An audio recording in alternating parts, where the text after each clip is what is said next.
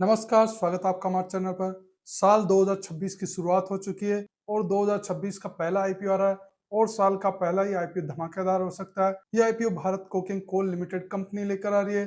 क्या सच में ये आईपीओ धमाकेदार हो सकता है? इसके लिए इस आईपीओ का डिटेल्ड एनालिसिस करते हैं और जानते हैं कि ये आईपीओ सच में अप्लाई करने के लिए अच्छा होने वाला है। तो चलिए शुरुआत करते हैं आज के वीडियो की। BCCL Bharat coking coal Limited Coal India Limited की एक सब्सिडरी कंपनी है जो कि एक सरकारी कंपनी है। ये कोयले के प्रोडक्शन में इंगेज है जिसमें coking coal, non coking coal और वास्ट कोल शामिल है। ये कोयला स्टील और पावर इंडस्ट्री में यूज होता है। 30 सितंबर 2025 के डाटा के अनुसार इनकी 34 ऑपरेशनल माइंस है जिसमें 4 अंडरग्राउंड्स है, 26 ओपन कास्ट है और 4 मिक्स्ड माइंस है।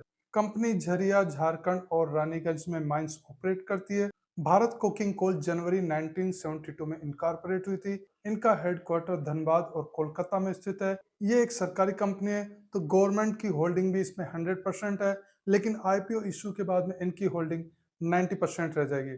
कंपनी का मार्केट कैप 10,711.10 करोड़ है। ये तो कंपनी की प्रोफाइल की बात हुई। चलिए इनके फाइनेंशियल देखते हैं। 2025 फाइनेंशियल ईयर में इनके एसेट 17,283.48 करोड़ है। इनके एसेट में ग्रोथ है। रेवेन्यू इनका 14,401.63 करोड़ है। इनके रेवेन्यू में पिछले साल की तुलना में थोड़ी कमी आई है। प्रॉफिट 1,240.19 करोड़ है। इनके प्रॉफिट में भी पिछले साल की तुलना में थोड़ी कमी आई है। इबिट्टा 2,356.06 करोड़ है। इनकी इबिट्टा में भी थोड़ी कमी आई है।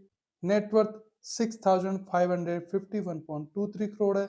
नेटवर्थ इंक्रीज हो रही है। रिजर्व्स एंड सरप्लस 1,805.73 करोड़ है। रिजर्व्स एंड सरप्लस में बहुत अच्छी ग्रोथ हुई है। उधारी 2025 फाइनेंशियल ईयर में कुछ भी नहीं है, लेकिन सितंबर 2025 क्वार्टर में इनकी उधारी 1,559.13 करोड़ है। केपीआई वैल्यू पर नजर डालें तो आरओसी 30.13% है जो कि अच्छा है। आरओएनडब्ल्यू 20.83% है। आरओएनडब्ल्यू भी ठीक है। पेट मार्जिन 8.61% है। पेट मार्जिन एवरेज है। इबिट्टा मार्जिन 16.36% है जो कि अच्छा है। प्राइस टू बुक वैल्यू 1.63 है। प्राइस टू बुक वैल्यू भी अच्छी है। ओवरऑल फाइनेंशियल की बात की जाए तो इनके फाइनेंशियल अच्छे हैं। आईपीओ का टोटल साइज 1071 करोड़ है जो कि पूरा ऑफर फॉर सेल है। एक शेयर की प्राइस 21 से लेकर 23 रुपीज है। एम्प्लॉय के लिए 1 रुपी का डिस्काउंट है। एक लोट में 600 शेयर है और एक लोट का अमाउंट 13,800 रुपीज है। रिटेल इन्वेस्टर मिनिमम 1 लोट के लिए मैक्सिमम 14 लोट के लिए अप्लाई कर सकते हैं। स्मॉल एचएनआई मिनिमम 15 लोट और मैक्सिमम 72 लोट के लिए अप्लाई कर सकते हैं और बिग एचएनआई मिनिमम 73 लोट के लिए अप्लाई कर सकते हैं। यह भी 9 जनवरी से लेकर 13 जनवरी तक अप्लाई किया जा सकता है। अलॉटमेंट 14 जनवरी को होगा। रिफंड 15 जनवरी से मिलना शुरू हो जाएगा। जिन इन्वेस्टर को आईपीओ अलॉट होगा उनके डीमेट अकाउंट में शेयर 15 जनवरी को क्रेडिट कर दिए जाएंगे और स्टॉक एक्सचेंज में इस आईपीओ के शेयर 16 जनवरी को लिस्ट होंगे। आईपीओ में रिजर्वेशन क्यूआईबी के लिए 50%, रिटेल के लिए 35 और एनआईए के लिए 15% है। आईपीओ में शेयर होल्डर कोटा भी रखा गया है। शेयर होल्डर कोटा के लिए कंडीशन क्या है? तो जिन इन्वेस्टर के पास में 2 जनवरी या उससे पहले कोल इंडिया लिमिटेड कंपनी के शेयर है तो वो इन्वेस्टर इस आईपीओ में शेयर होल्डर कोटा के लिए एलिजिबल होंगे।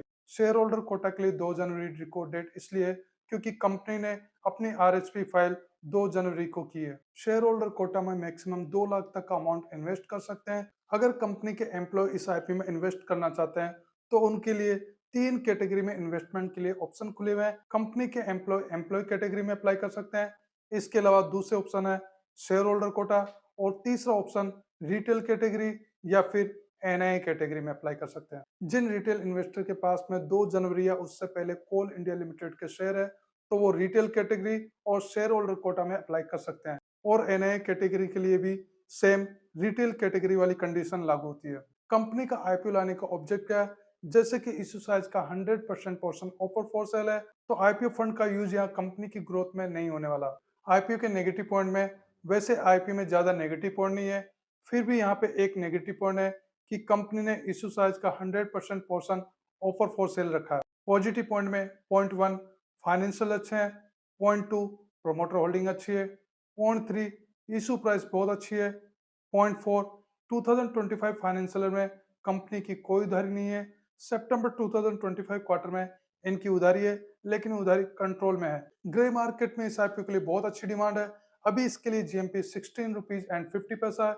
इसके अकॉर्डिंग लिस्टिंग इन 71.74% हो सकता है। ओवरऑल आईपीओ की बात की जाए तो ऑफर फॉर सेल का पॉइंट ज्यादा नेगेटिव नहीं है, क्योंकि ऑफर फॉर सेल के बाद भी प्रमोटर की होल्डिंग 90% रहने वाली है। कंपनी के फाइनेंशियल अच्छे हैं। सबसे अच्छी बात है कि आईपीओ में शेयर की प्राइस बहुत अच्छी रखी गई है। पर्सनली आईपीओ मुझे अप्लाई करने के लिए बहुत अच्छा लग रहा है। इस आईपीओ को आप अप्लाई कर रहे हैं या अवॉइड कर रहे हैं, कमेंट सेक्शन में बता सकते हैं। आपको इस आईपीओ का और अपडेट 8 जनवरी से मेरे यूट्यूब चैनल पेज पर पोस्ट में मिलता रहेगा और फाइनल ओपिनियन भी शेयर कर दिया जाएगा। इस वीडियो को लाइक कीजिए, शेयर कीजिए। अगर आप हमारे चैनल पर नए हैं तो चैनल को सब्सक्राइब कर लीजिए। वीडियो देखने के लिए धन्यवाद।